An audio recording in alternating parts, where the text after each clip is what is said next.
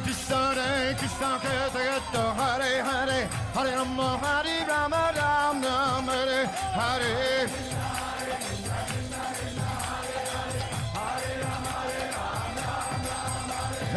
Hare Krishna Krishna Hare Hare Hare Rama Ram Ram Hare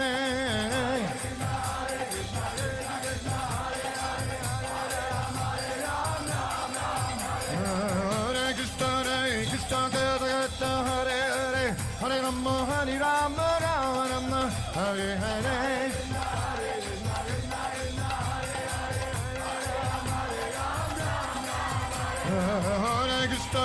Krishna Hare Hare Hare Rama Hare Rama Rama Rama Hare Hare. Hare Krishna, dear devotees, my humble obeisances to you all glories to Srila Prabhupada. Thank you all for joining His Holiness Candramauli Swami Maharaj's daily class. As we all know, we are at the end of our Bhagavad Gita series, overview series. Today is chapter 17, given by Her Grace Prem Kishori Mataji. Hare Krishna Mataji, my humble obeisances to you, all glories to Srila Prabhupada. Thank you so much. You can please take over. Hare Krishna. Hare Krishna. Thank you, Srimati. Hare Krishna, everyone. Hare Krishna, Guru Maharaj. Please accept my humble obeisances. So, let's start. Let's have some fun. Mama Gyan Timirandasya Gyanandan Chalakaya Chakshurunmilitam Yena Tasmai Shri Guruve Namaha. Shri Chaitanya Manobishtam Sthapitam Yena Bhutale Swayam Rupa Gadamahiyam Dadati Swapadantikam. He Krishna Karna Sindhu Deen Bandhu Jagatpate Gopesha Gopika Kantha Radha Kantha Namastute. Tapta Kanchan Gaurangi Radhe Vrindavaneshwari Vrishbhanuste Devi Pranamami Haripriye. Jai Shri Krishna Chaitanya Prabhu Nityananda Shri Advait Gadadhar Shivasadi Gaur Bhakti Vrinda. Hare Krishna Krishna Krishna Hare Hare Hare Ram Ram Ram Hare Hare. Namam Vishnu Padaya Krishna Prishtaya Bhutale Srimati Bhakti Vedanta Swami Iti Namine. Namaste Saraswati Deve Gaurvani Pracharine Nirvishesha Shunyavadi Paschatya Deshatarine. Hare Krishna everyone once again. So chapter 17, Shraddha Treya Vibhaga Yoga or divisions of faith. Okay, let's pay our obeisances to Shri Radha Govinda before we proceed. This is what was discussed yesterday. So chapter 16, the divine and demoniac natures, 24 verses. First third of the chapter discusses about transcendental and demoniac qualities. Then Krishna spends a lot of time. Majority of the chapter is spent in discussing the demoniac nature, which is the middle third from verse 7 to 20. And then the last third, verse 21 to 24, the choice of escaping to the supreme destination. This is an overview of this chapter. 28 verses, but power-packed chapter and divided into 6 sections. First 7 verses, Arjun again asked the question to Krishna, and Krishna answers one's mode determine one's activities, faith, and worship in the modes. And then Krishna goes on to explain each one of them and more later. For example, in from 8 to 10 verses, foods in the mode, 11 to 13, sacrifices in the mode, 14 to 19, austerity in the mode, 20 to 22, charity in the mode, and then concludes the chapter from verse 23 to 28 on with Om Tat Sat. So just overview or a connection between chapter 16 and chapter 17. What's the connect? Chapter 16 explains the divine qualities that elevate one on the tree and leads ultimately to liberation. Also explains demoniac qualities and the mentality which drives one to the lower part of the tree and ultimately to the hell, right? We can jump up or jump down depending on what kind of a quality we are associating or cultivating. Then chapter 16, Krishna also establishes that faithful followers of Shastra are divine and that faithless are demoniac. That's the difference. Not like a person who's a demon has red hair and horns and very big teeth and the eyes are so big. No, the qualities are demoniac. They're faithless. But into which category does a man fit who follows with faith something other than Shastra? Is he in goodness, passion, or ignorance? Where is he situated in the banyan tree? Basically, Krishna has given answer in a very open book manner in chapter 16 that what is divine. Faithful followers of Shastra are divine. But Arjun is like, what about those? And then he says, faithless are demoniac. But what about the people who are in the middle? This is what he's asking, which we'll discuss in first verse. What about the people who are not faithless? They may not have some faith, they may not have concrete faith in the Shastras, but they have put their faith in something else. What is their destination, basically? So one's more determined, one's activities, faith, and worship in the modes. So this is Arjun's question. O Krishna, Arjun said, O Krishna, what is the situation of one who does not follow the principles of scripture, but worships according to his own imagination? Is he in goodness, in passion, or in ignorance? Prabhupada explains in the purport that basically Arjun is asking that there is faith, there is an element of faith. They are not faithless, but the faith is not according to the scripture, but it is according to one's own imagination. Does that person ever reach the transcendental realm? Is this good for them? Does it lead to any elevation or not? So, what is his situation? This is Arjun's question. Is he in goodness, in passion, or ignorance? Krishna answers, Shri Bhagawanuvacha Trividha Bhavati Shraddha Dehinam Sa Swabhavaja Satvaki Rajasi Chaiva Tamasi Cheti Tam Shrinu. The Supreme Lord said, according to the modes of nature acquired by the embodied soul, one's faith can be of three kinds: goodness, passion, or ignorance. Now, hear about these from me. So, you see this circle on the right. Person who is in the mode of passion, like kami, or desiring something material, is directed by the mode of passion, which is rajas, and they're doing work, karma, like work. Why? Because then it will lead to the satisfaction of the desire, which is material desire, which is kama. And they do some charity, austerity, and penance. And but then that is not to go to Krishna consciousness or to go to higher transcendental realm, but to go to upper planetary system in the material world, Swargalok. Person who is Jnani, Prabhupada explains that which we'll study later in the chapter, that Brahma, person who's in Mayavad, they are worshipping impersonal concept, but they're actually in Sattva Guna, in goodness. So they cultivate knowledge, they want liberation, and they want to achieve Brahman. But in Krishna consciousness, we try to go to the realm of Shuddha Sattva. There's something even above Sattva, which is Shuddha Sattva, which is not tainted by the modes, which leads to Bhakti, which leads to Prem, which leads to Krishna. So this is the destination of the Bhakta. So let's hear what Krishna says. Is it clear? Like Arjun is asking the question for the middleman. Is not having a faith in the scriptures, is not completely faithless, but somewhere in the middle is not following scriptures, but has put its faith in something other, somebody else. O son of Bharat, according to one's existence under the various modes of nature, one evolves a particular kind of faith. The living being is said to be of a particular faith according to the modes he has acquired. So, very strong purport to this particular verse. Prabhupada says that explains to us in the purport that we have acquired.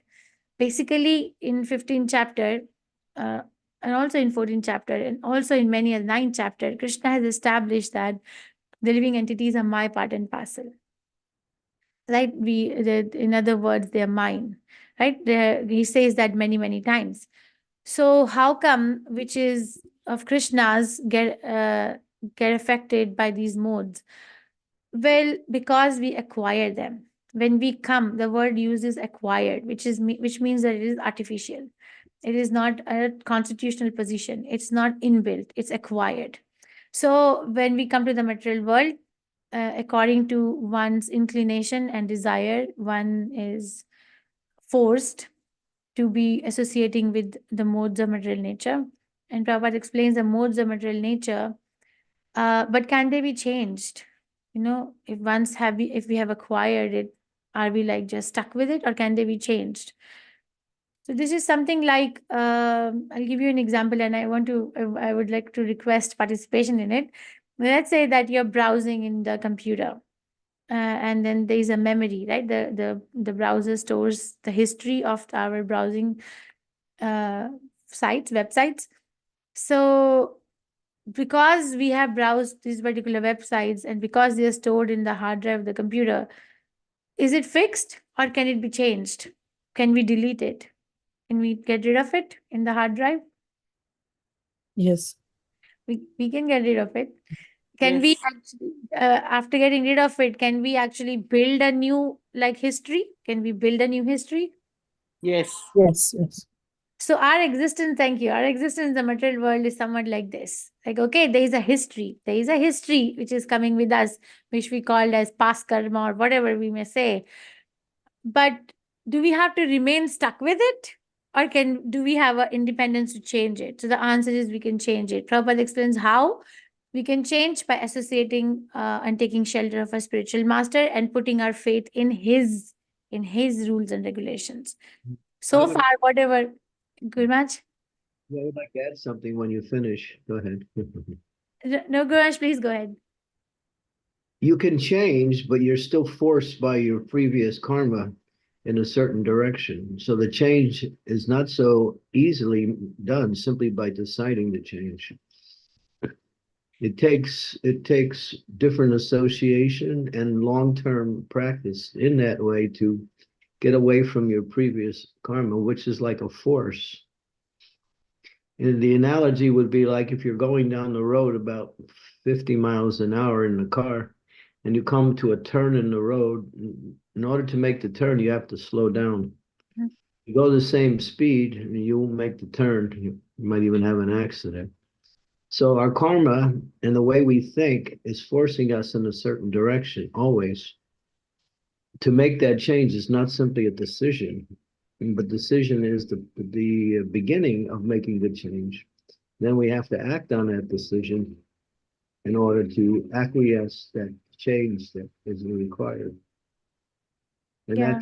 that may take a long time, depending on the person, depending on their determination, depending how they associate themselves. Yes. Sometimes people give up. Uh-huh. They also give up because they find it so difficult to make that change. Yes. Thank you, Gurmaj. Yes, that's totally in a nutshell. Yes, the chapter is about. So it's not going to be a quick journey. It's going to be a slow journey, and there are going to be changes, and the change is always uncomfortable because the growth is always out of the comfort zone. If we are in the comfort zone, there is no growth. We have to get out of it. So to accept a spiritual master, to follow rules and regulations is not in the comfort zone of the modes of material nature. So, but the good news is that yes, there is a way out. We can change it. Um, Krishna continues, Yajante satvika devan yaksha rakshamsi rajasaha pretan bhuta ganam shanye yajante tamasa janaha. Men in the mode of goodness worship the demigods, those in the mode of passion worship demons, and those in the mode of ignorance worship ghosts and spirit.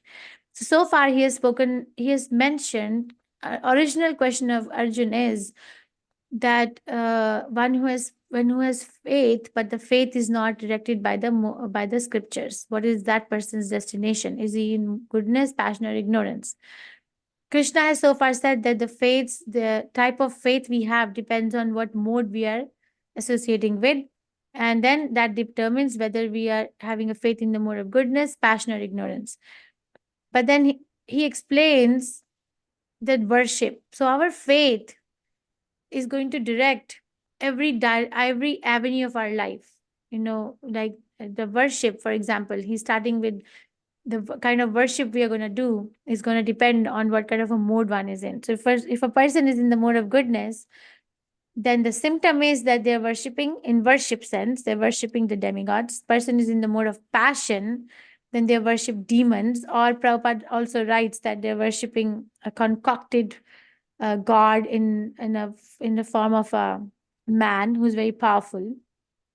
And he gives example of a person who was worshipping Hitler in World War II because of Hitler's bureaucracy, he was able to acquire a lot of money in the black market. And then a person in the mode of ignorance will worship ghosts and spirits.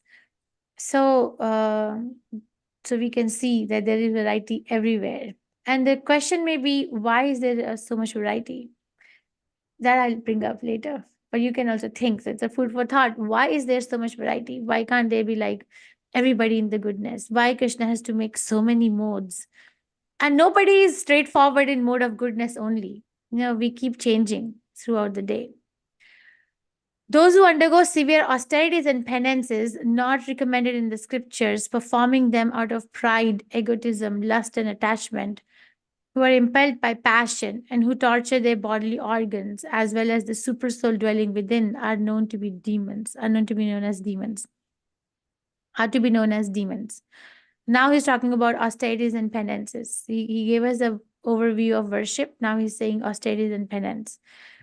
You see, all these worships are not mentioned. Burying one's head under the earth, or my God, like digging a concrete footpath and going under, or Hiranyakashipu or Ravan. Even those austerities are not sanctioned in the scriptures, but they are impelled by pride, egotism, lust, and attachment.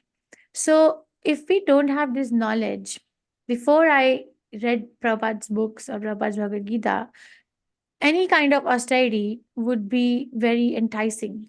Anybody using, let's say, if a political leader is in a fasting mode because some agenda of the society is not being addressed by the government people properly, it'll be very enticing to see that, oh, this person has a very good heart, or somebody is giving charity like here, there, left, right, everywhere.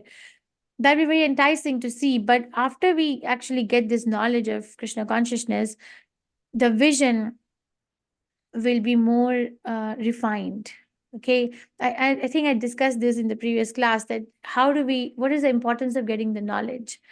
The importance of getting the knowledge, many importances, but one of the most important importance of getting the knowledge, which in my life, is that knowledge brings about change. We see a shift. So we don't get fooled. We don't get fooled anymore that, okay, this person is doing this austerity, this person is so nice. No, we don't waste our time or mental energy there. So this is a summary of what we just discussed, identifying the mode of faith by observing the activities of eating, sacrifice, austerity, charity. So the wise who know and discriminate, they know and they discriminate based on these activities, and foolish who consider all kinds of food, sacrifice, etc. to be same and does not discriminate. Okay, so it's bring about change. This is basically a personal application. Like when we teach or study Bhakti Shastri, we are meeting some milestones, right? This is one of the milestones is knowledge, yes. And then the vision, Tattvadarshi, yes, the vision of the Shastras. But most important is personal application. Am I going to apply it in my life? Krishna goes on to explain foods in the modes. So food in the mode of goodness, foods in the mode of goodness increase the duration of life, purify one's existence, and give strength, health, and health, happiness, and satisfaction. Such nourishing foods are sweet, juicy, fattening, and palatable. Okay, so it increases the life, which is Ayu, purify one's existence and give strength, which is Bala, and gives health, happiness, and satisfaction, which is, I think, Tushti, or I don't remember the Sanskrit word that Prabhupada uses.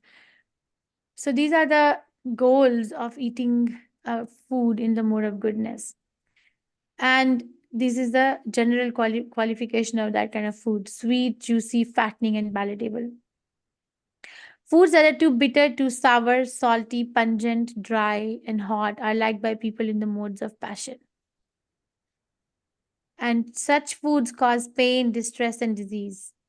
Food cooked more than 3 hours before being eaten, which is tasteless, stale, putrid, decomposed, and unclean, is food liked by people in the mode of ignorance. Okay, so if somebody is eating very hot, pungent, salty, sour food, it will cause ulcers in the intestine. Right? So it will cause like disease. Or which is putrid, you see this cheese, Or there's some kind of a cheese which is called casomarzo, which actually has live worms. People eat it. That's like portrait stale, not the Gita Nagari cheese, because the Gita Nagari cheese is made from the cows of Radha Damodar. And the origin is so pure, so everything after that is pure. And whenever we milk the cows every morning, the first offering goes to the deities, even before the milk goes for pasteurization. So the unpasteurized first bottle is sent to the kitchen for the deities every day. So not like that, but the source is, if so this is Mangalore thali, this is very nice, and this is mode of passion, and this is mode of ignorance. And now he talks about the sacrifices. What are the different kinds of sacrifices in the different modes of material nature? Of sacrifices, that sacrifice performed according to duty and to scriptural rules and with no expectation of reward is of the nature of goodness. Okay, so duty, like we're chanting Hare Krishna, we're reading Bhagavad Gita, or we're encouraging each other to dive more into Krishna's Bhagavad Gita. And there is no expectation of reward. Like I remember listening to Guru Maharaj's lecture one time when he was discussing, one of my favorite lectures, he's discussing that how do one become honest with what mode one is in at the time. This was a question raised by one of the persons in the class, and Guru Maharaj answered that let's say I'm giving class right now, okay, but if my intention is that, oh, I want to be known as a very good giver, class giver, then that's not goodness, that's passion, because I have a need of validation and appreciation. But if my inner intention is that let's encourage each other to go more into it and let's move forward in Krishna consciousness, then that's goodness, at least goodness. And there is no question of ignorance when we are in Krishna consciousness anyway. So if this was the answer, so if you have a question, Guru Maharaj has already answered it, which I mentioned. So based on duty, scriptural rules, no expectation of reward. But that sacrifice performed for some material end or benefit or performed ostentatiously out of pride is of the nature of passion or chief of bharats. Okay, so material end or benefit. So, for example, there are so many sacrifices mentioned in Srimad Bhagavatam, which I sometimes feel are they more of passion.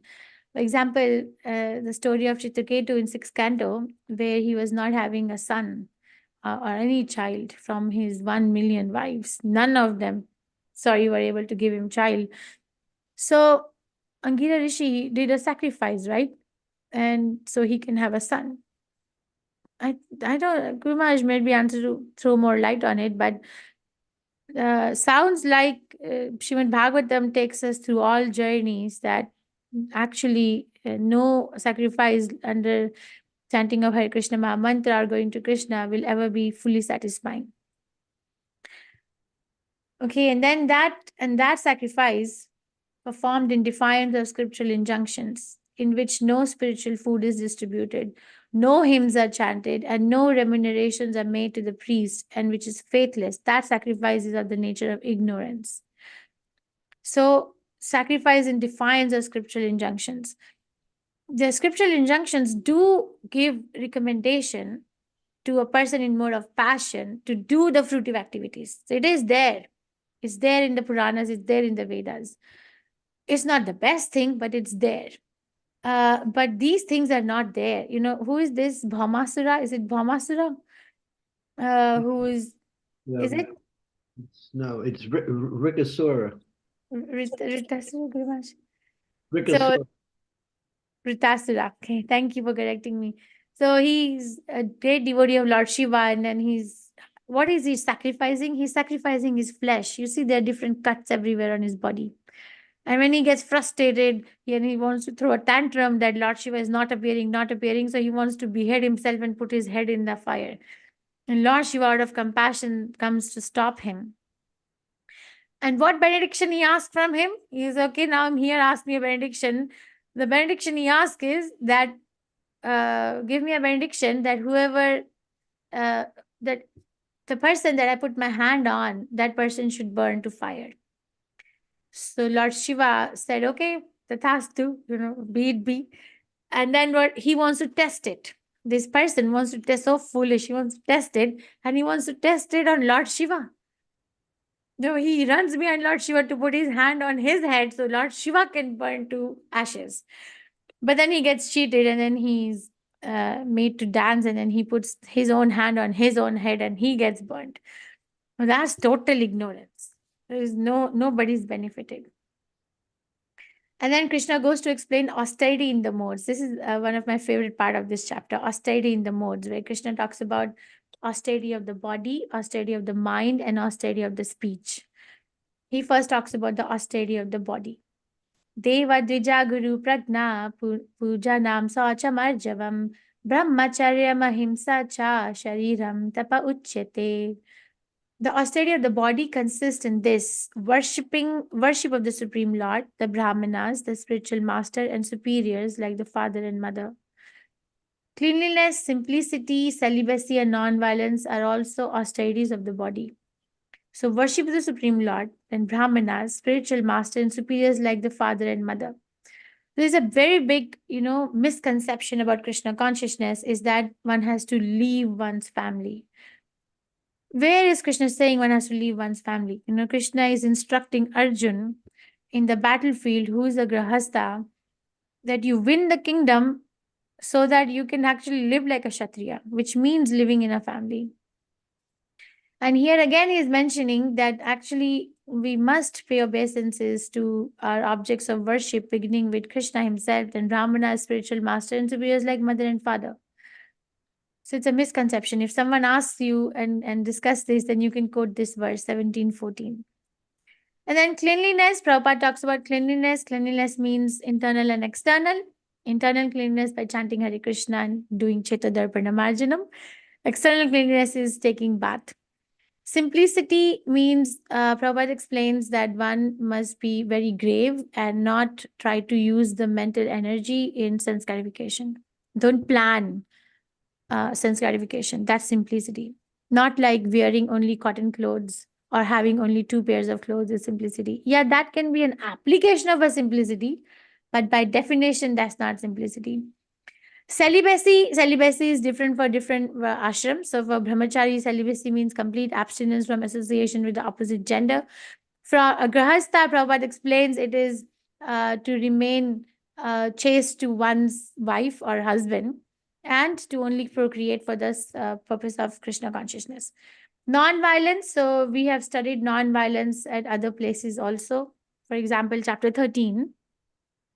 Even though Arjun is going to commit violence, but he's saying non-violence. So what does non-violence means here? The apparent contradiction. So non-violence means that not trying to kill somebody's soul, whoever we meet, or for our own self, try to understand, distinguish the difference between the spirit and the matter by proper discrimination of the Shastras, and also not to unnecessarily kill, are the austerities of the body. Then he talks about austerity of the speech. Anudvega karam vakyam satyam priyahitam chayat swadhyaya abhyasanam chaiva vanamayam tapa uchyate. Austerity of the speech consists in speaking truthfully and beneficially and in avoiding speech that offends. One should also recite the Vedas regularly. So 4 components of a speech is truthful speech, but not throwing the bombs of the truth. Generally, people say truth is bitter and it will always hurt, but that's not what Krishna is saying. Krishna is saying, speak the truth, but speak in a manner which is beneficial, it does not offend, and also recite the Vedas regularly. Okay, so that means if Krishna is saying, we can do it. And this is an example of Yudhishthira Maharaj, who spoke nothing less than truth, always, right? So speak a truth, but in such a manner that the other person gets uplifted and it does not feel offended. What is that Swami Bhagwan Keshav Maharaj says? What does he say? Speak without offending, hear without defending. It's to speak without offending. It's a skill, and that can only be acquired when the heart is softened by chanting the Hare Krishna Maha Mantra. And serenity, simplicity, gravity, self-control, and purity of thought are the austerities of the mind. So serenity, simplicity, gravity, self-control. So again, gravity, Prabhupada explains, this also means silence, which also means, he explains in the purport, that one is always thinking of self-realization. Silence doesn't mean that I am not going to use my vocal cords to produce the sound vibration, but I'll use my words to write on a paper to communicate, or text, or draw, or convey my feelings in some way. No, a silent being full of gravity means one is very deep in introspection about self-realization. Self-control, simplicity, and serenity is like not using the mental power to plan sense gratification. Purity of thought means that how can we uplift ourselves and others by bringing them close to Krishna. There is Prabhupada, I was listening to Prabhupada's lecture a few days ago, and he was saying there are so many institutes around the world which are based on humanitarian grounds. I'm paraphrasing.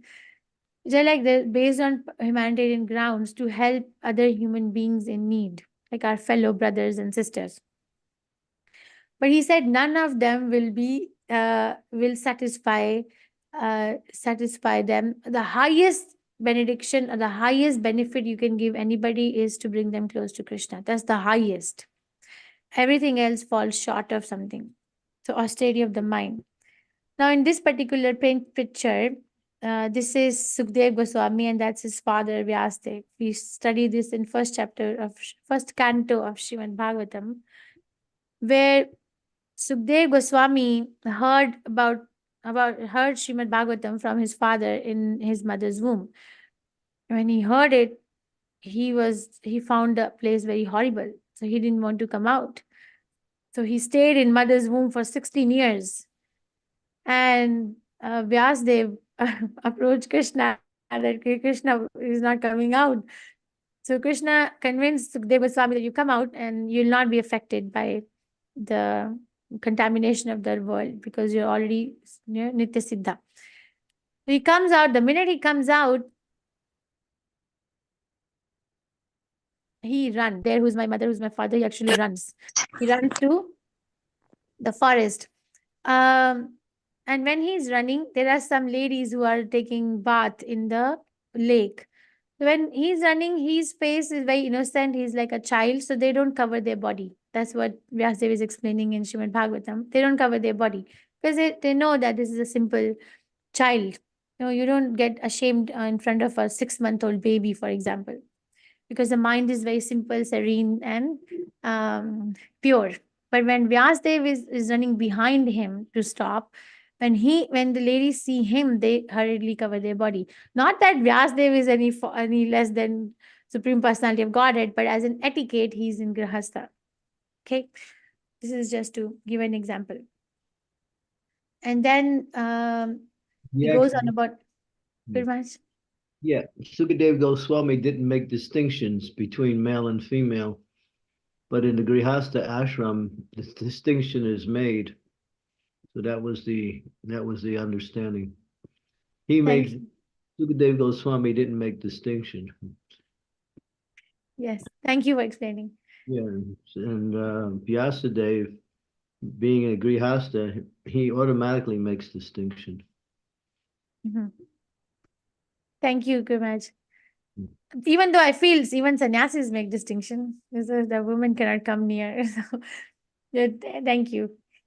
Shraddhaya paraya taptam tapastatrividham nare afala kankshibhiryukte satvikam parichakshate. This threefold austerity practiced by men whose aim is not to benefit themselves, but themselves materially, but to please the Supreme, is of the nature of goodness. Okay, what is the threefold austerity? Austerity of the body, austerity of the mind, and austerity of the speech. Basically, what I learned from this personally, and you can share what your reflection is, that Krishna is saying when we are entering into the realm of austerity, or entering the realm of charity, or sacrifice, or building our faith, one needs to be very clear about the intention and goal. What are we trying to achieve out of it?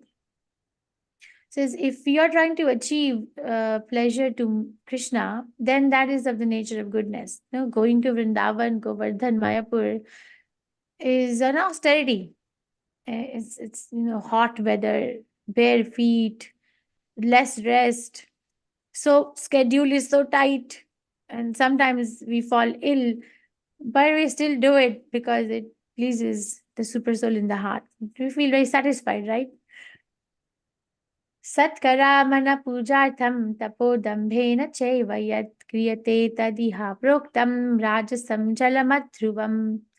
Those ostentatious penances and austerities which are performed in order to gain respect, honor, and reverence are said to be in the mode of passion. They are neither stable nor permanent.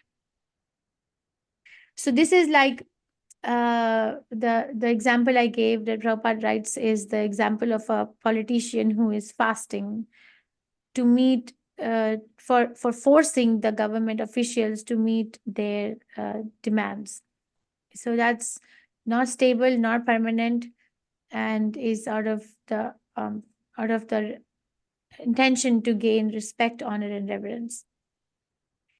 मूढागृहेणात्मनः यत् विद्यते क्रियते तपः परस्यो तद परस्यो अनार्थं वा तत्तामसमुदाहृतम्.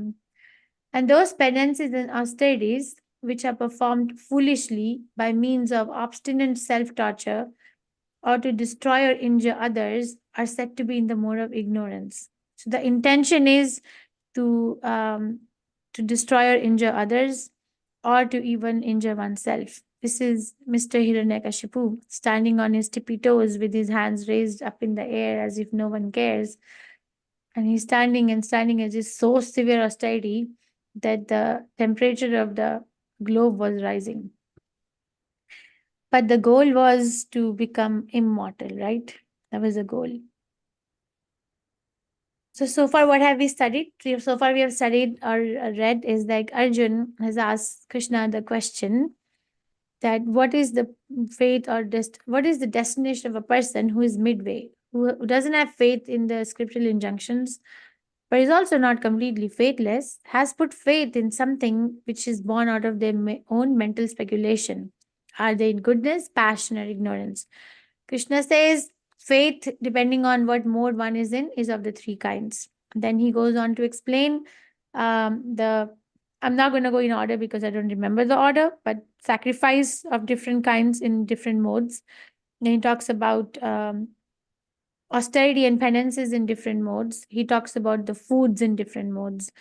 And now we're going to study about the charity in different modes. Is every charity taking us to a transcendental realm, or is there a difference? Datavyam iti yaddanam diyate anupakarine deshakale cha patre cha taddanam satvikam smritam.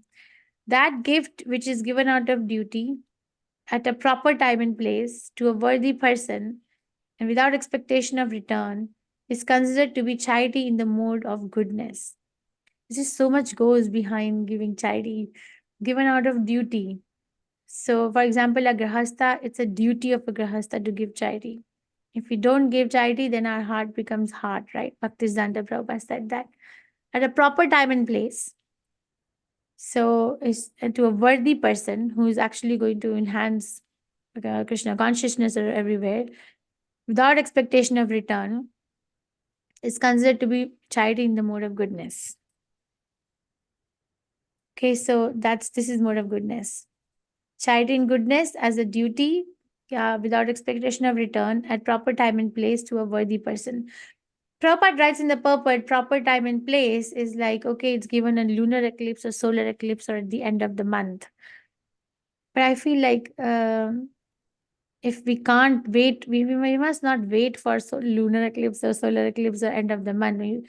Because what if you meet the saintly person and it's not falling on any of these time frames? I think in that way, I'll still go ahead and give it. Okay. Yattu pratyupaka yattu pratyupaka artham phalam uddishya va punaha diyate cha phalik Krishna diyate cha parik likshtam taddanam rajasam smritam.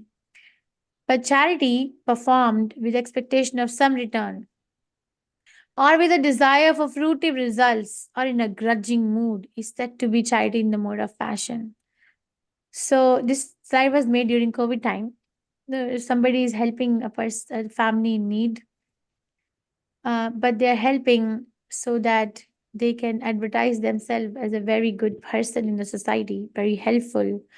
There were so many like that, and they are like captured by media or newspaper, and they get very famous. So that actually, assimilates the whole reason. To become like, okay, mode of passion. Everybody should come and bow down at my feet because I have given this charity. That's not out of duty. That's not out of the sense of helping others. That's out of sense of give me, look at me, look at me. Or a grudging mood. So even if one can give charity in for a mission of Krishna consciousness, but then starts contemplating, why did I give so much? Could have given less. Why did I do so much? Then that also falls in the passion. Imagine giving for this purpose, but falls in passion. Or I'm giving a charity and I'm expecting to be the chief guest of this particular institute where I gave the charities. That's like a fruity result or some return. So we have to be careful and see where our intention is. So charity in passion, expectation of some return, desire for fruitive activities, or grudging mood. Either one or two of the three. Then is there a charity in the mode of ignorance? There is. What is it? Adeshakale yaddanam apatrebhyascha diyate asat kritam avagyatam tattamasamudahritam. And charity performed at an improper place and time and given to unworthy persons without respect and with contempt is charity in the mode of ignorance. Let's say I'm giving charity to someone who wants money to feed their addiction. I become a part of it. It's a mode of ignorance. So improper time, unworthy person, no proper attention, no proper respect, impure place, bound by this is the charity in the mode of ignorance. Let's say I was in India. I have seen in my childhood when there is election time, okay, and then let's say there's like an MLA election, like the legislative assembly election, which is like local election for the particular county. They are doing publicity for the election. So I've seen that they would bring bottles of alcohol to give it to the people so that they can earn their votes. So, and people do it. They love it because they have brought like English alcohol and they don't have to drink the local alcohol, and that's like a upliftment of their lifestyle. That's charity in the mode of ignorance. It's going to be binding everybody. So what do we do? What do we do? Because how do we actually go to Krishna if I am being bounded by so many modes? So Krishna concludes the chapter by saying the words or explaining as Om Tat Sat. From the beginning of creation, the three syllables Om Tat Sat have been used to indicate the supreme absolute truth, Brahman. They were uttered by the Brahmanas while chanting Vedic hymns and during sacrifices for the satisfaction of the Supreme. Let's say, what is Om Tat Sat? So, thus, the transcendentalist undertakes sacrifices, charity, and penance, beginning always with Om to attain the Supreme. So, if we want to attain the Supreme, then the beginning of a sacrifice or charity or penance has to be with the word Om. Om iti etad brahmano nedishtam nam indicates the first goal. Om means Vishnu. It is placed at the beginning of Vedic hymns to indicate the supreme goal. Chaitanya Chaitamrita explains the meaning of the word Om, which I'll bring up in few slides down. So there is a beginning of an activity, then there is a performance of an activity, and then there is a conclusion of an activity. So Krishna is saying start an activity, charity, penance, or sacrifice with the word Om, which means you're dedicating it to Krishna from the get-go. Perform the activity with the word Tat. One should perform sacrifice, penance, and charity with the word Tat. The purpose of such transcendental activities is to get free from the material entanglement. Tat Tvam Asi, Chandogya Upanishad, 6th Canto, 8th chapter, verse 7. Tat describes detached work for the sake of liberation. These activities are done with disregard for material results. And what is the objective? The objective is Krishna. The absolute truth is the objective of devotional sacrifice. And it is indicated by the word Sat. These works of sacrifice, of penance, and of charity, true to the absolute nature, are performed to please the Supreme Person or Son of Pritha. Sad eva Saumya, Chandogya Upanishad, Prabhupada gives reference, 6th canto, 2nd chapter, verse 1. Sat means eternals. Activities done for the service of the Lord reveal the true spiritual nature. In such activity, the performer of actions becomes eternal, activities are aimed at eternal, and the benefits of the activities are eternal. Amazing, right? What's happening in the material world? There was an economist in Harvard in 1960s. Let's see if I remember. So she gave what happens in the material world when we start any activity. I may be paraphrasing a little, but let's see. Storming. One is like, okay, when storming, then forming, then norming, and performing, and then adjourning. So storming. So okay, people come together and they brainstorm the ideas. What are we going to do? How is it project going to work out? And then storming, and then forming. Then the teams are formed and the duties are allocated. And then norming. So they normalize the boundaries, the roles and responsibilities. Then performing, the activity is performed. And then she said the last thing is adjourning. And at the end, everything is adjourned or is dismantled. But in Krishna consciousness, we do Om, Tat, and Sat. Everything is eternal. The performer of the action becomes eternal. So today, when you're going to go to your kitchen and cook for Krishna, understand that this cooking is going to take you to eternal world. But if somebody is cooking in the hotel or in the house where they're not cooking for Krishna, then that falls into this storming, forming, norming, performing, and adjourning category. But we don't. Once I was cooking in the temple in Gita Nagari, and Dhruva Prabhu was there. He's the temple president. And I was feeling very happy just cutting the vegetables. And I just said, this is so nice. So he said, just think of those people who are doing the same thing and they have to open a restaurant by a certain hour and they're doing the same thing. How miserable they must feel, no? How miserable they must feel because they're not doing it for Krishna. And we feel so happy. So performer is eternal, activities aimed at eternal, and the benefits of activities are eternal. It's a good deal. So factually, the transcendental sound Omkar, although a combination of the three letters A, U, and Ma, has transcendental potency, and one who chants Omkar will very soon realize Omkar and Lord Vishnu to be non-different. Chaitanya Chaitamrita Adi Lila 7th chapter verse 128. So this is the meaning of the word Omkar or Om. A karane uchyate Krishna sarva loke nayakaha. You karane uchyate Radha ma karo jiva vachikaha. A karane uchyate Krishna. The letter Akar refers to Krishna, who is sarva loke nayakaha, the master of all living entities and planets, material and spiritual. Ukar indicates Srimati Radharani, thus pleasure potency of Krishna. And Makar indicates living entities or all of us, each one of us. We are in the Om. Wow. So this is mentioned in Chaitanya Chaitamrita 7th chapter verse number Adi Lila 7th chapter verse 128. That Om indicates all these three things. What does Kara mean? That's like language of, I don't know, it's like we have Nyasa or we have Kara means in Hindi, I know Guru Maharaj, like Matra. I don't know how to explain it in English. Matra. How do we explain that? It's a kind of a compound. in English if I go closest. My understanding. I'm not perfect. But would you like to explain us? No, I'm just asking. I'm not familiar with the term. So there is a compound. In Hindi, it means like matra, like, there are different syllables, different ways of writing Sanskrit. So you, ma, in akara means compound means this, compound u means this, compound ma means this. But I'm happy to ask other devotees and get back. That's how I understood.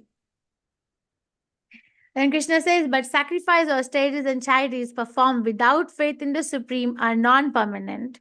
O son of Pritha, regardless of whatever rites are performed, regardless, they are called asat, they are useless both in this life and the next. Prabhupada explains the word, it's so nice. Prabhupada says, Bahurarambha Laghu Kriya. Bahur Arambha Laghu Kriya. So Bahur Arambha. Arambha means beginning. Bahur means magnanimous. Bahur Arambha, very great beginning. Laghu Kriya. Laghu means small. Kriya means activity. The beginning is so magnanimous, but the activity is so small. And think about the award, the beauty pageants or the award show. I mean, I have nothing personal against it. But if you really, really think about it, like so much money is spent in organizing that show. So much time and energy is spent. Ahurarambha. What is the activity? Very small. Who's going to smile the best? Who's going to walk the best? Whose body is going to be the best? Whose hair are best? Very small, no? Very small. So that's useless. Are useless both in this life and next. So, Krishna's got our backs in Krishna consciousness. Whatever activity we are doing, we are backed up. But in material world, which means in material world means that I'm not doing it for Krishna, nobody's got our back. We would rather have a life where somebody is backing us up, somebody is validating, somebody is appreciating, accepting, showing affection, rather than just continuing to think, what do I do? What do we do? When we preach to younger generation, like in their 20s, I have been noticing lately, whenever I speak to them, that they are very curious. They say, we don't really understand how our life is being driven. I was talking to one girl 2 days ago, and she was saying that I don't really understand that which direction am I going. Okay, this education I'm taking is very nice, and I enjoy this, but somehow it doesn't feel satisfying. They're looking, they're seeking. So this is the chapter in nutshell. First seven verses, Arjuna asks question to Krishna. Krishna answers, one's mode determine one's activities, faith and worship in the modes. Then Krishna talks about food from verse 8 to 10. Krishna talks about sacrifices in the modes from verse 11 to 13. Talks about austerity in the modes from verse 14 to 19. He talks about charity in the modes from 20 to 22. And then he concludes Om Tat Sat. And we discuss Om is the beginning, Tat is the performing, and Sat is the objective of an activity, which are all aimed towards Krishna. So everything is eternal. Bhagavad Gita is a manual for us to live, how do we live here? And then how do we actually get out of here as well? So there's an exit door too given here. I want to show one video because we are talking about faith and charity. I want to focus on, are we doing our penance and austerity of chanting Hare Krishna properly, or does it need to be refined? So let's see how not to chant Hare Krishna. Okay, so have fun.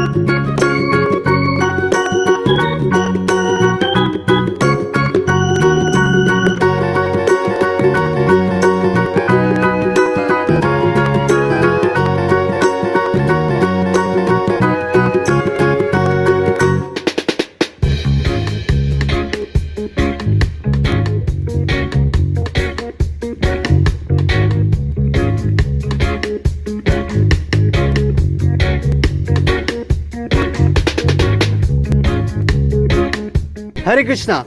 Hope you now know how not to chant. Okay, so I hope you know now we know how not to chant. Okay, thank you very much. If there's any question, reflection, realization, or correction, please go ahead. Hare Krishna, Prema Kishori Mataji, thank you so much for the class. Thank you. Hare Krishna, Guru Maharaj, my humble obeisances to you on Guru Prabhupada. Do you have anything to add in the class? I don't know if this is exactly in the class, but I thought it was in this chapter, but I'm not sure. Yesterday I was asked a question by one of the devotees online, and the question was, what does Tattvam Asi mean? Mhm. I thought it was in this particular chapter, but I didn't see it come up. Tattvam Asi? Yes, Guru Maharaj. It is indeed in this chapter, but I don't know if Prabhupada is explaining the meaning. Let me go back to the slide of that. Do you want me to share the verse number? Can you tell the verse number? 25. Okay. You'll share the screen? Yeah.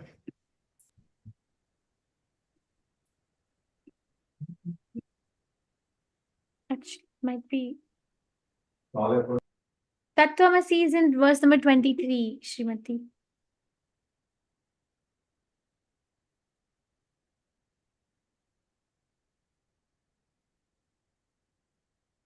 Puppet, go down all the way. Yeah, here. Om iti etad brahmano nidishtam nama indicates first goal, then Tattvam Asi, Chandogya Upanishad indicates the second goal. So, if we literally understand the Sanskrit part of it, to me, it means that my service onto you. So basically, the performance is for you. Tvam means you. Tat means giving. Asi means activity. But that is like anecdotal understanding, Guru Maharaj. I'm not reading Upanishad. Mhm. Yeah. Well, if you take the three words according to definition, means it kind of precedes an offering. It's almost like Om Tat Sat, almost the same thing, but Tattvam Asi could maybe be more extended into the material, where Om Tat Sat is spiritual.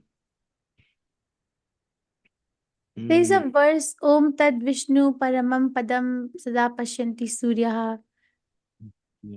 which I offer to you when I go to the altar. So there also we say that offering my obeisances to the spiritual master. There's Rigved mantra, right? Om Tad Vishnu Paramam Padam Sada Pashyanti Suryaha Diviva Chakshur Atatam Tad Viprasya Vipanyaha. So yes, Guru Maharaj, that Rigved mantra that we do during Achaman. Yeah, but that's chanted by the yogis usually for performance of meditation, usually.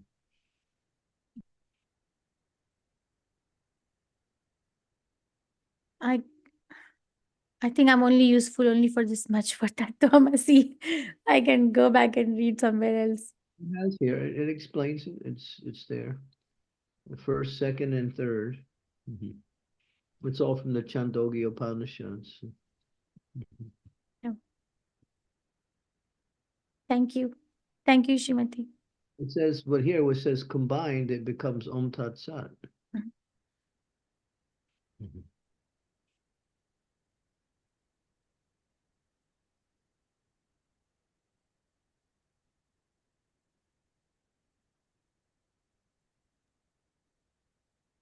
Dear devotees, if you have any questions or comments or realizations, you can please go ahead now.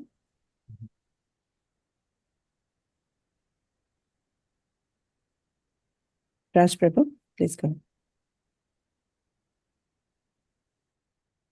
Hare Krishna, please accept my humble obeisances. All glories to Srila Prabhupada, all glories to Gurudev, all glories to you, Mataji, and your Hare Krishna. devotees.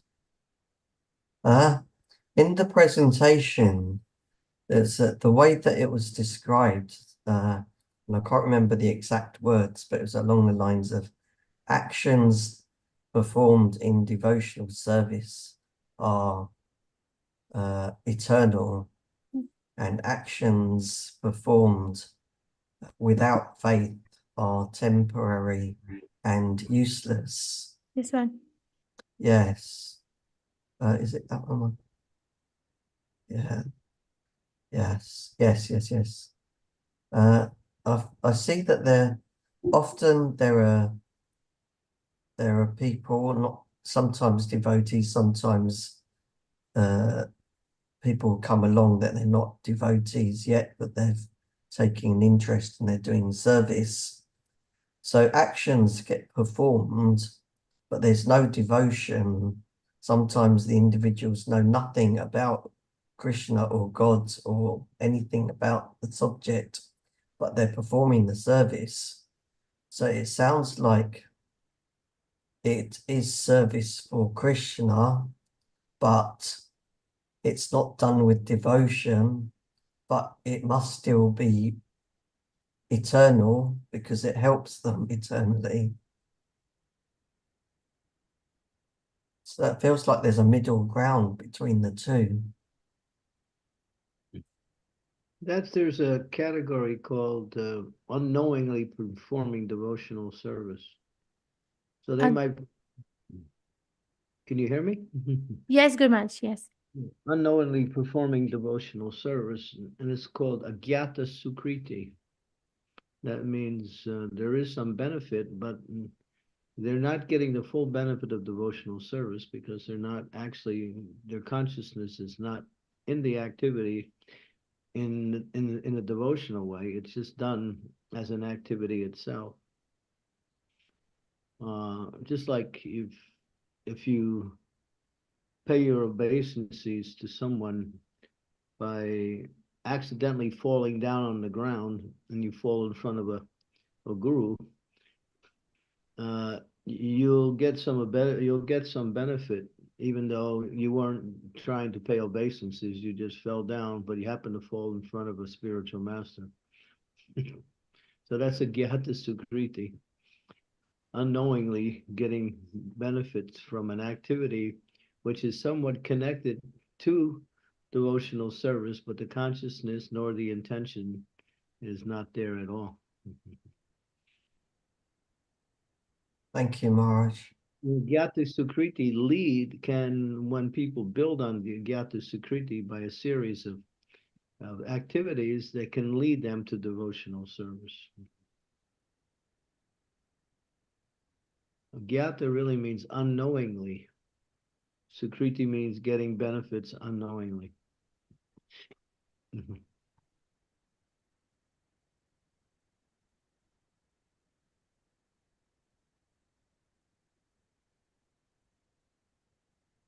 So we have people come into the temple and we say, "Oh, can you cut some vegetables?"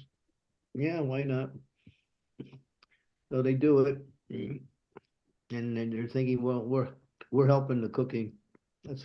That's nice, but they don't know the purpose behind it or what is the nature of the offering at all. They just are there just to do the activity. That's all.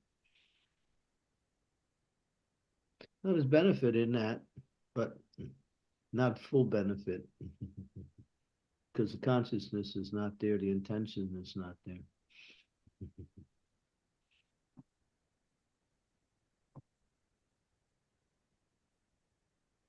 Raj Prabhu, did you get the answer?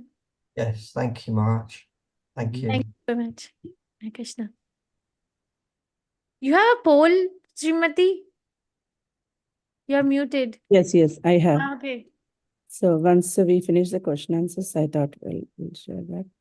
Okay. So, dear devotees, any questions or comments? You can turn on your cameras if possible.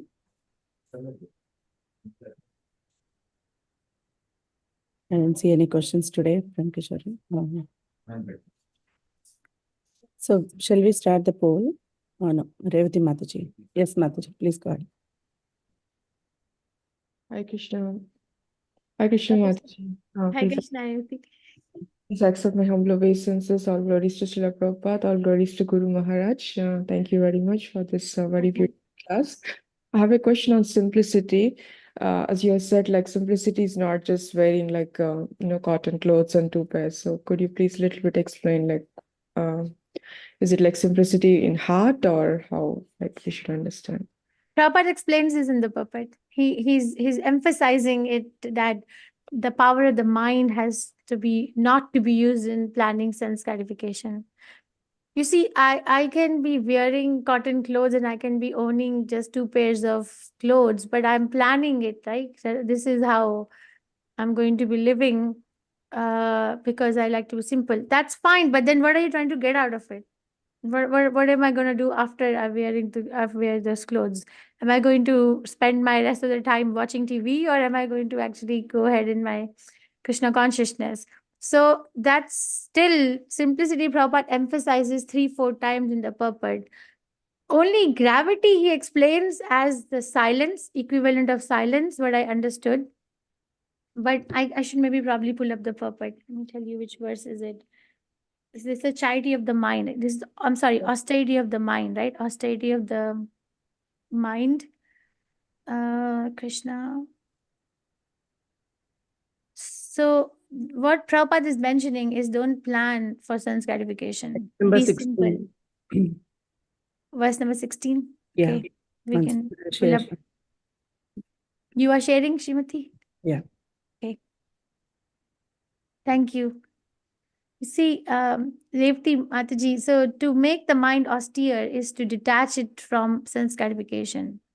It should be so trained that it can be always thinking of doing good to others. The best training for the mind is gravity in thought.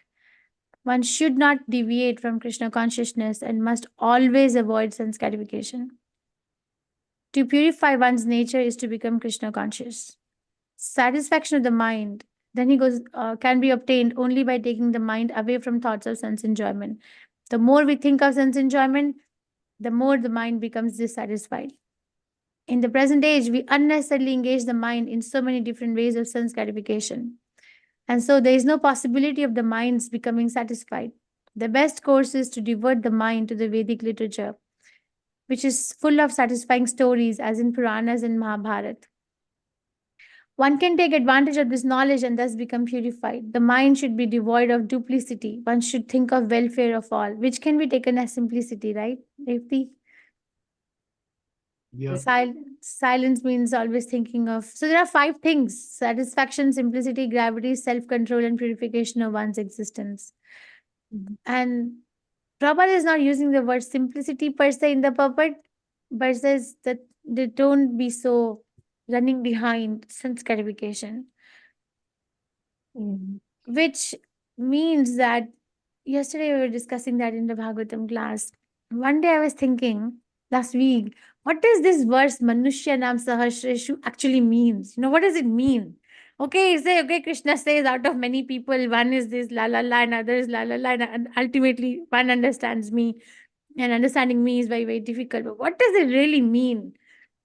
So I was in Delhi in December, and I was there. I saw that, my gosh, the shops are flooded. Okay, if there's like a sweet shop, or there's like a savory shop, or there's a clothes shop, jewelry shop, they're flooded. There's a flood of people to buy, like as if like I can go to the market, pay money, and buy my happiness. So what is Manushya Nam Sahasreshu? Kaschit yatati siddhaye mean? Kaschit yatati siddhaye, one person thinks that this is not true. So we have made it very normal, you know. What is the definition of a happiness is to buy and to stock our houses and to, you know, show it off or to enhance our lifestyle. So I was talking to one of my friends. He is a Indian foreign officer in Germany. He was telling me that, you know, in our profession, we become so thick with our profession that we start thinking that we were born like this. Because they're high officials, they're diplomats, bureaucrats, right? So that's not like the reality. The thing is, one person becomes curious, this is not true. There's got to be something more. So that kashti yatati siddhaye. And then yatatam api siddhana. If you collect all those siddhaye who's questioning this norm, and you collect them, one may be asking that what is higher than this? So Kaschid Mam Veti Tatvata. Then one may be knowing who is Krishna. So simplicity is such a beautiful quality because it actually makes us curious about the so-called definition of normalcy around us. What is normal? Is it normal to just be burying our head in our work or in our careers for 14 hours a day? Is it normal? Because it's normal, no? If you actually go and ask how many hours a day you're working, 12 hours. Okay, what a big deal, right? Is it not? Or how many hours are you traveling to your job? Or what your kids are doing? What are your kids doing in school? We tell everything, but we don't tell Krishna consciousness because that's abnormal. But you are a mom of children, so you will start questioning why my child will not do Krishna consciousness. So you are in the category of Kashti because you're simple. You're questioning it and not dragged by it. I don't know if I went tangential though. Yes, Mataji. So seeing Krishna in everywhere, it's like simplicity, like keeping Krishna in the center. But Yeah. not to plan for sense gratification. Plan. Mind will say that okay, I have few minutes. Let me just watch something on the TV. And the mind will say that. And then the intelligence must say, no, because this is not the goal of my life. Mm. I will do it. I can do it. I have ability to do it, but I still won't do it. So, right? That's simplicity. I don't know. Gurmaj, is he there? Gurmaj, are you there? Would you like to please enlighten us? No, I think you said it. Okay. Simplicity is the opposite of complexity. And complexity comes when you start planning how to live your life in relationship to how to enjoy life. If you're simple and you just accept, you're accepting more or less how things are coming to you, and then you deal with them in that way. It's not a big plan. A devotee who's simple depends on Krishna, and whatever Krishna gives, he accepts it as being coming from Krishna.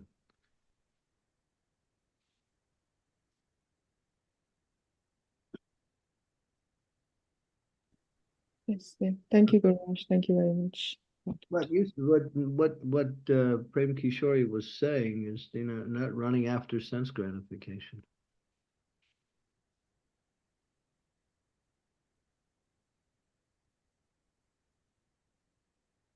Because that's what animals do. They run after sense gratification. Humans are supposed to live in such a way as that they accept whatever comes to them that is automatically given by God or by nature.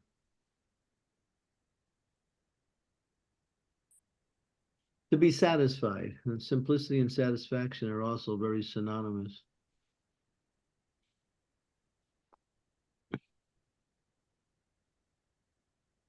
Thank you, Gurmaj. Thank you very much, Gurmaj. Thank And you. satisfaction is not measured by how much you have or you don't have. It's measured by how much you experience, or you're experiencing life, rather than trying to.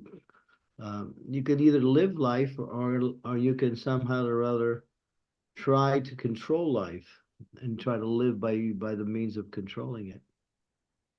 The only control we do is try to make we control to a small degree in order so we can acquiesce the time, energy, and facilities to serve the Lord. That's all. Basic needs, food, clothing, whatever, they come by their own accord. That's all. But the non-devotees make big plans for these things. And they're never satisfied because their plans always fall short of their expectations anyway. And even if they do come live up to their expectations, because the way the material energy moves is always moving, that whatever they establish is gone very shortly through the movement of the material energy.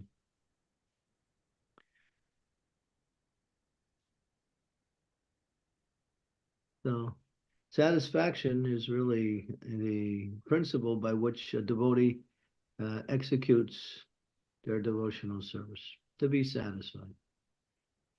Whatever comes of its by nature of Krishna's arrangement, or through the material energy, either one. Sometimes they say there's 3 things you should be satisfied with and 3 things you should never be satisfied with. The 3 things you should be satisfied with is money, wife, husband, and food. You should always be satisfied with money, wife, and food. And whatever comes there. And 3 things you should never be satisfied is chanting the holy name, hearing the glories of the Lord, and giving in charity. And these things you should never be, you never reach a point where I've done enough. You continue in that way.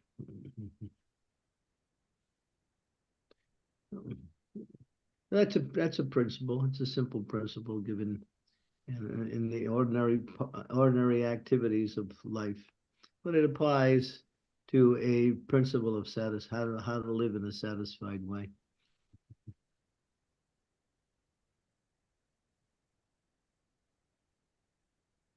It's like people will run up to me and say, "What do you want for lunch? I'll make this, I'll make that, I'll make this." I mean, I say, you make whatever you want to make. Don't bother me with all of these things. You're just creating some kind of turmoil in my mind about, I have to come up to whatever. Once in a while I say something just to keep things moving, but otherwise,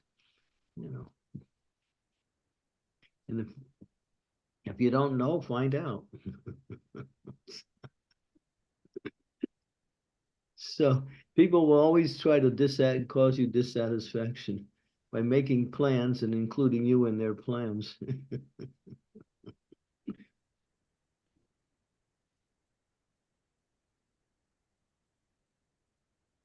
Kishori, say something.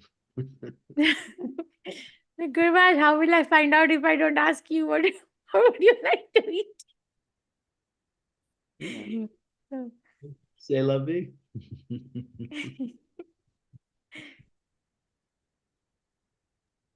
Thank you, Gurvaj. Thank you. Gurvaj, can I request you to start your video? Can we come on camera? Possible? Thank you. Hare Krishna. Dr. Seshni, Mataji, please go ahead. You have a question. Hare Krishna. Please accept my humble obeisances and all glories to Srila Prabhupada, all glories to Guru Maharaji, and thank you, Prema Kishori and Guru Maharaji for today. This is such a beautiful chapter.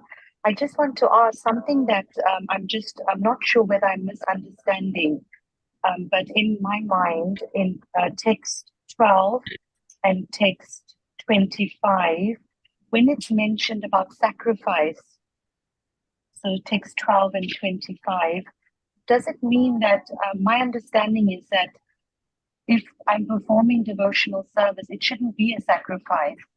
It should be something I'm doing out of the mode of goodness and with the intention, as Prema Kishori you were explaining. So I just want to know, why is it seen as a sacrifice? And should it be like how I'm interpreting it? It shouldn't be seen as a sacrifice. So I think that's where I've got a bit of confusion. Can you tell me the meaning of the word sacrifice, Mataji? Like what does the word sacrifice mean to you? In what context are you? Yes, so for example, if I'm performing certain devotional duties, and I think I've thought this before, and I think I even mentioned to Guru Maharaji when I first spoke to him, I said, yes, I'm making certain sacrifices in order to do certain devotional services. And so I'm guilty of saying that. But now when I'm reflecting and the more I'm going deeper in my deeper understanding of the Gita, my understanding is it shouldn't be seen that I'm saying I'm doing a sacrifice, that I'm actually, I'm having to maybe cut down certain time, maybe on TV or time with doing other activities which I feel are not necessary, and rather use that time. So I'm sacrificing the other times I would have used. I'm now doing more devotional service. So that's sacrificing. So using So not performing certain fruitless activities, but then doing it rather, using the time and sacrificing that time for devotional service. But this is how I thought before. But now, once I've understood, as I'm explaining, I understand it that it shouldn't be seen as a sacrifice. It should just be part of my sadhana, part of my devotional service. And as you just said earlier, it's about the intention and doing it in the mode of goodness. Guraj, would you like to? Okay, as long as you can follow up after.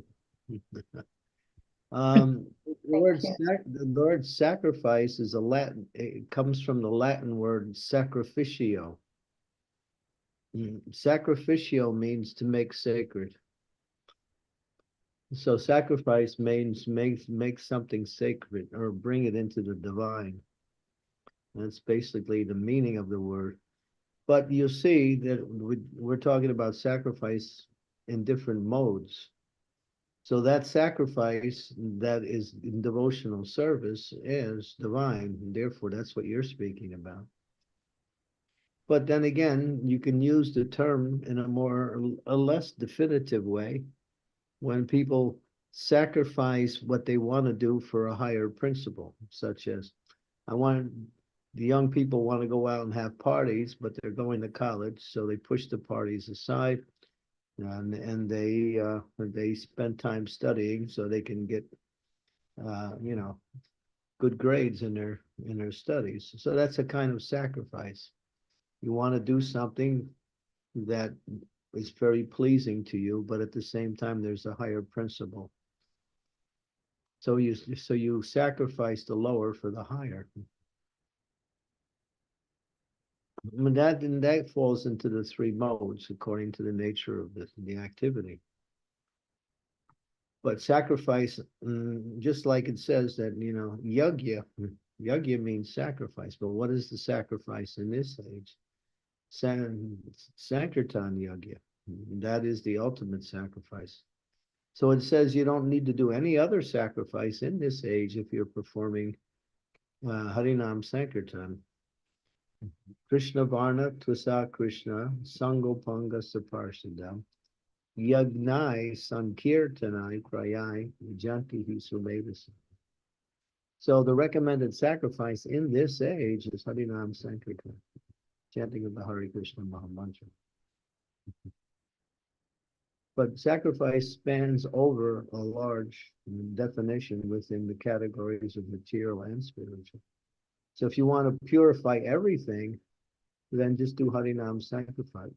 And that's the ultimate sacrifice, which includes all of it. Yeah.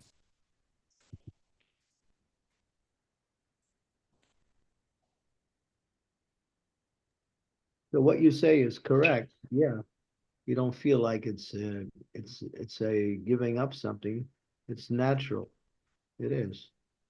But sometimes in order to come to the natural state, one has to relinquish one's attachments to other activities in order to perform that sacrifice.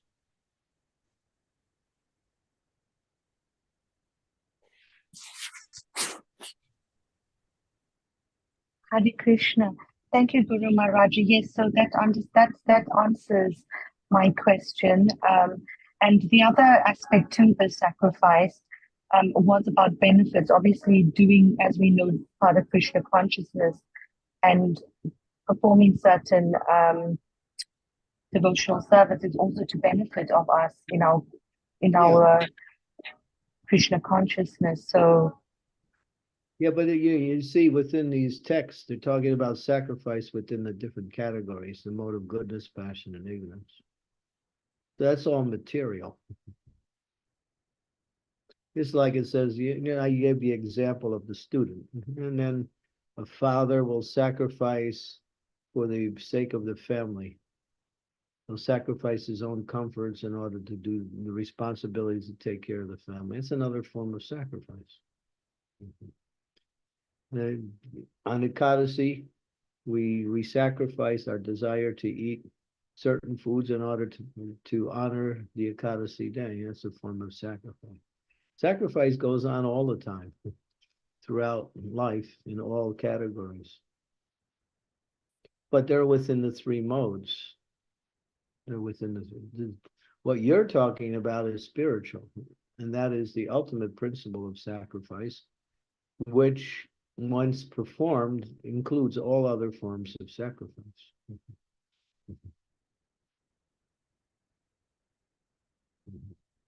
Thank you, Guru Maharaji. Thank you so much. Thank you.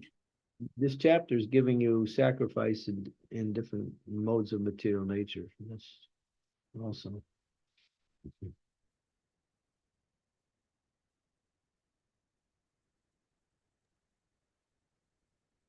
Does that answer your question, Dr. Sheshni, Mataji? Yes, thank you. My humble Thank you. apologies. Tomorrow we will study about this again, though. That Arjun will ask the question that what is the difference between renunciation and sannyas? So Krishna will say that acts of charity, sacrifice, and penance should never be given up. But what Guru Maharaj said is like very powerful, though. Contemplate on it. Thank you. I will. Thank you. And Hare Krishna. Thank you so much. Thank you, Mataji. So Jag and Bhadra Prabhuji, you have a question? Yeah, I have a question. Hare Krishna Maharaj, all glories to Srila Prabhupada. I think it's text 23, where you do something for goodness and it pleases the demigods, or you go to the demigods. Can you just explain that once, please? I think Kishori explained it in the text. Let's see, what does it say? What verse number is this, Prabhu? 23, I think. 23 is Om Tat Sat. So It is 20. Yeah, it says here, these activities performed by the Brahmins, chanting hymns in the Vedas, like that. Which was the match? That's 23. but he's asking about demigods. Prabhu, if I may please seek clarification, could you please repeat your question one more time? You know, austerities or something done for goodness, it pleases the demigods. I can't remember because I've got the Gita here, Yeah. but it's different from what you've said on your slides. Yes, I will bring it up. Thank you. Yeah, and it elevates you to a higher planetary systems, these types of sacrifice. They're in the mode of goodness. They're not pseudo-sattva, they're not devotional service. So they're just elevating one in the results of performing sacrifice in the mode of goodness is one can achieve higher realms of material existence, such as Swarga Loka, like that. Yeah. okay, Means it- so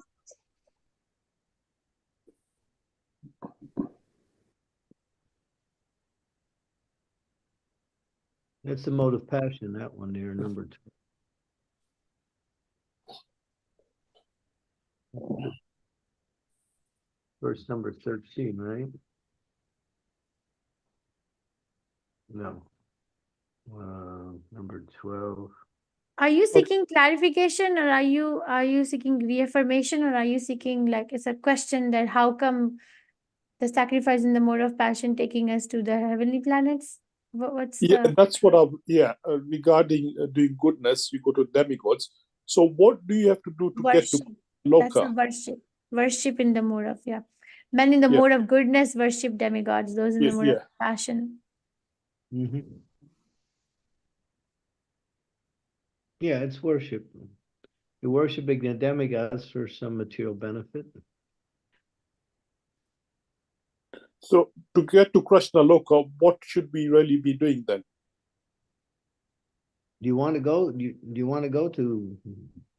You want to go to Krishna Loka, or you want to go to the heavenly planets? What do you want to go? Krishna Loka, isn't it? Because if I go to the heavenly planets, I'm going to be back here again. Yeah. Yes, that's for sure.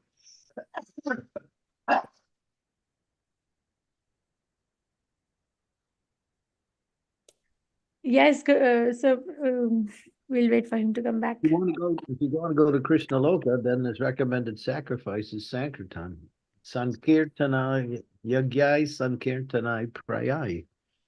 Yajanti hi Sumeru Sahan. those who have good intelligence perform that sacrifice, which is Harinam Sankirtan. That elevates one to spiritual growth. Hare Krishna, thank you. Very nice question. Thank you. Thank you, Prabhuji. Thank you very much. Dear devotees, any more questions or comments?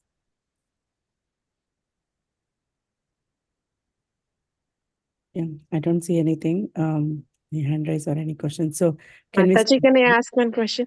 Yeah, please. Yes, Mata.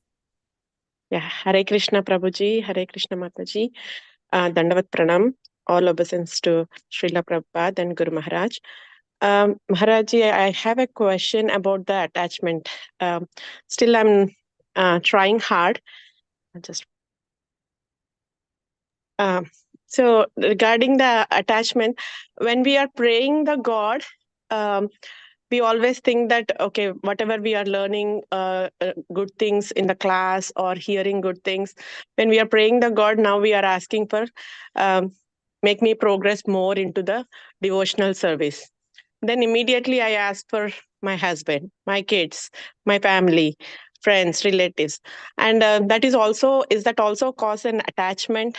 Because when I ask for them and even when I request them to follow the devotional path, if they don't follow, now I'm not getting angry, but I feel sad because I feel that, okay, whatever I'm learning good things, they are not following.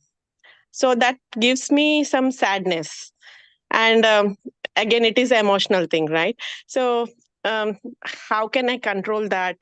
That's what my question is. Prem Kishori can talk from realization. Okay.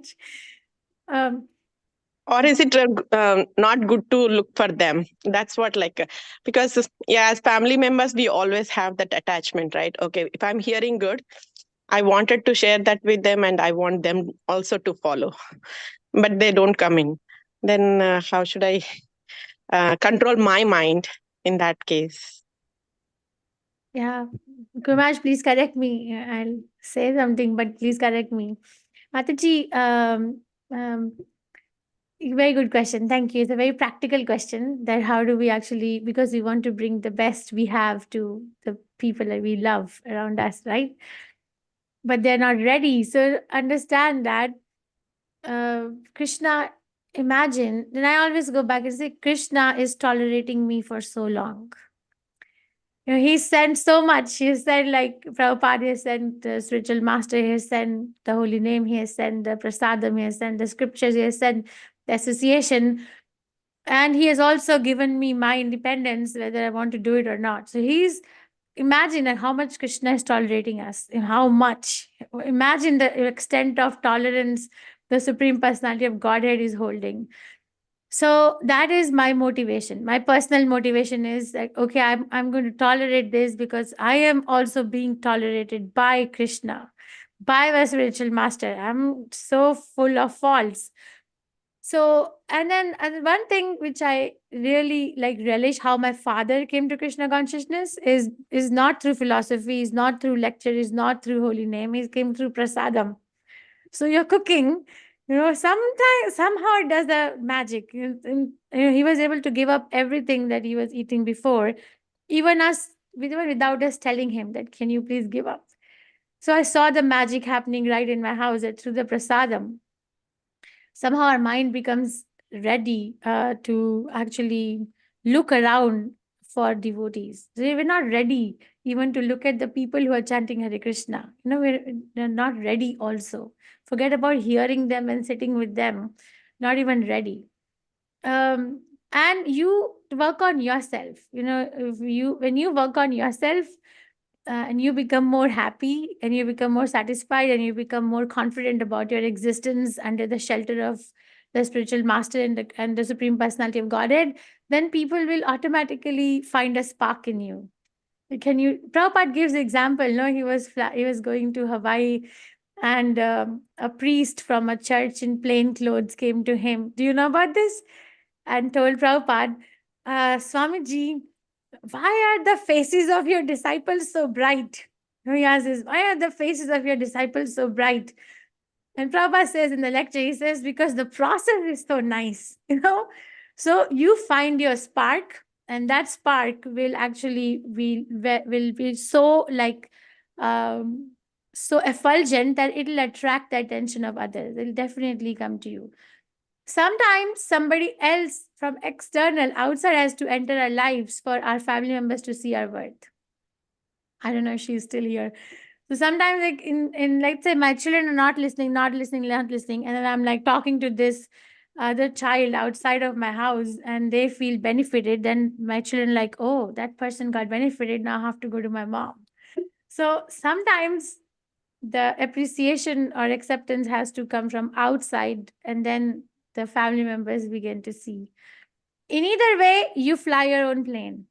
There are 8 billion people on earth, and you don't have to get stuck with 4 or 5 around you. Do what is it? Bhagavad Gita says disinterested obligatory duty. Do it as a duty, but do it sincerely. Put your heart in it, put your life in it, put your love in it. But do it as a duty, which means you're doing it for something other than you. And I am not perfect either. I also feel disappointed here and there if something doesn't work out. But I've learned to keep moving. 8 billion people are there. Keep moving. Keep finding your own spark, and somebody will get inspired. Prabhupada's family, how many people, how many of his children became like Prabhupada? You know, Advaita Acharya had 9 children. Like some of his children were in Mayavad. We have all these. Vaitacharya had 6 children, 6 3 children. were Mayavadis and 3 were Vaishnavas. Thank you, Guma. See, we have example of all these acharyas, that it's not going to be, you're not going to be finding your worth, because you're trying to find your worth in a way, right? This, you found something worthy and now you want to bring it to your family, but it may not work out that way. So Krishna has different plans. So be open-minded, okay? And then that's why we need each other. Sometimes I call Shrimati. My son said like this, and she say, "Oh, Prem Kishori, don't worry." So I don't know if it helps. Yeah, sure, Mataji. Thank you so much. Yeah, I don't think about all 8 billion people, but I only think about 4 or 5 people around us. So that's why I get more attached. Yeah, that's what I'm trying to, focus all my conscious on Krishna and reduce the attachments towards the family. But I'm still struggling. Unless and until you reach out to people, this attachment is not just going to disappear, or this conception of attachment is not going to disappear. Unless and until we started this program, we heard it. I've been hearing Prabhupada for over 2 decades, chanting for over 2 decades here. But unless and until you actually bring it to someone else, what you have, and preach and talk and hear and read, it's not going to work. Don't. Thank you, Mataji. Sorry, Guru Maharaj, please go ahead. No, you said everything. Thank you, Maharaj. Hare Krishna. That was a nice answer, Mataji. Thank you.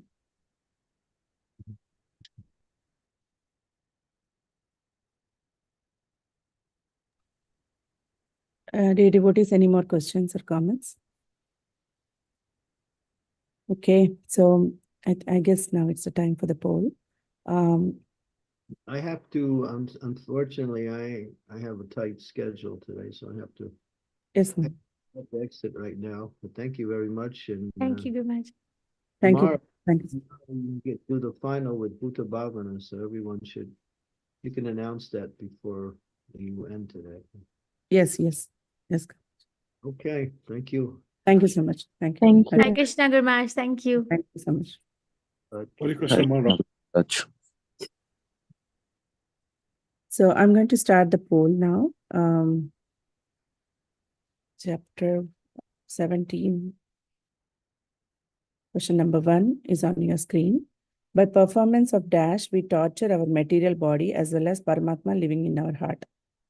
I request devotees to participate.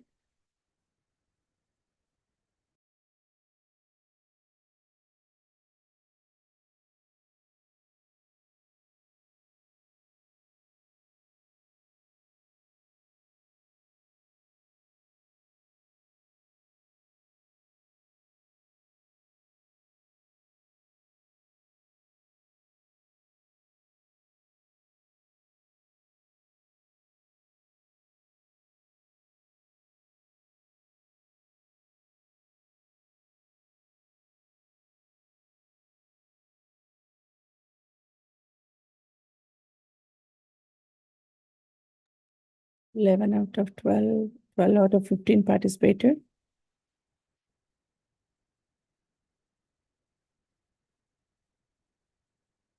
Okay, 13. Okay, thank you so much. So I'm going to share the results. The correct answer is severe austerities and penances not recommended in the scriptures. So 11 out of 13, 85% got it right, and 2 people got it wrong. Thank you. So I'm going to go back to the second question. Go to the second question. The absolute truth is the objective of devotional sacrifice, and it is indicated by the word dash.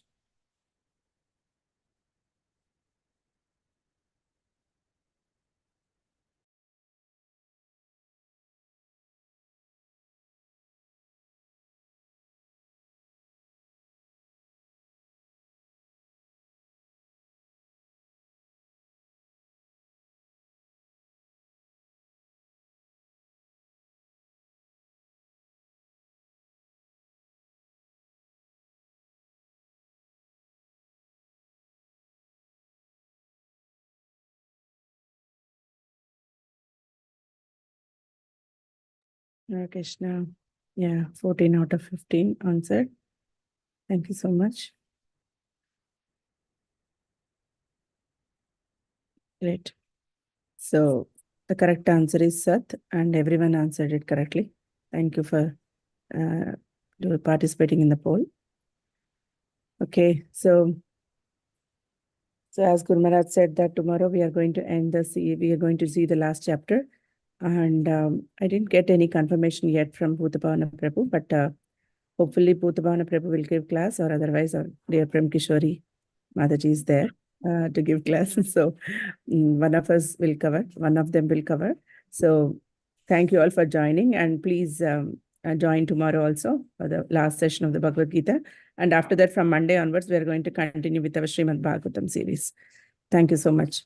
Thank you, Prem Thank you Kishori. very much. Panchakalpatarubhyascha कृपासिन्धुभ्येव वैष्णवेभ्यो नमो नमः. Nantikoti Vaishnavin ki Jai Shabapati. Hare Krishna. Jai everyone. Krishna. Hare Krishna. Thank you. Sindhuri Mataji, I just saw your question. We can ask tomorrow. Thank you, Mataji.